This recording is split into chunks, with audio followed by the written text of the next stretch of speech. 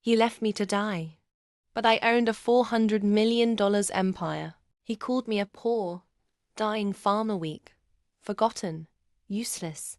Even my own son walked away, laughing as he sold my land for scraps, telling people I was just a burden waiting to die. But what he didn't know was that the old woman in the hospital bed wasn't dying.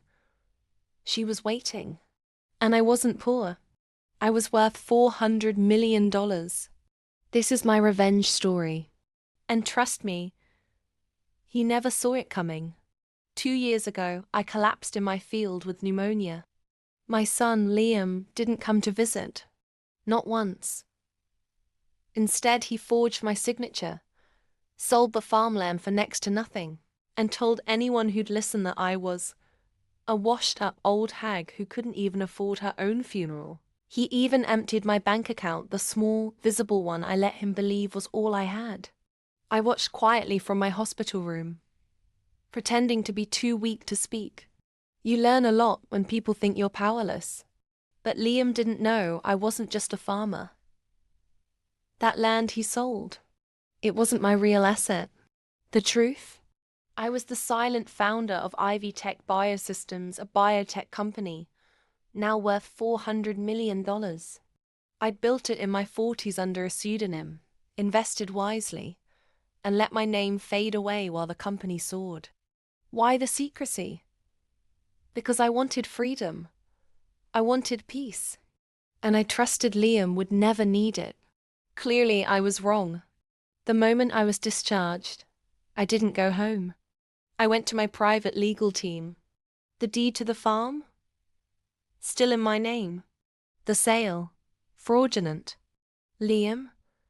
He was arrested for forgery and financial abuse of an elder. But that was just the beginning. While he sat behind bars awaiting trial, I bought back the land through a shell company and turned it into a luxury sustainable retreat for aging women abandoned by their families.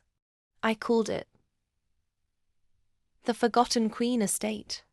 Next, I took control of Ivy Tech, stepping into the spotlight at the annual shareholder meeting, cane in hand, in a tailored suit. Gasps echoed through the hall as I took the mic. To those who forgot me, thank you. You reminded me who I am. The clip went viral. But here's where it gets dark.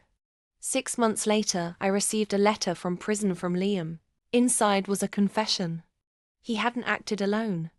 My daughter-in-law had orchestrated everything, coaching him, pushing him, manipulating him to erase me, so they could raise their new child on stolen wealth. That's right, they had a baby, and named her Ivy. The irony?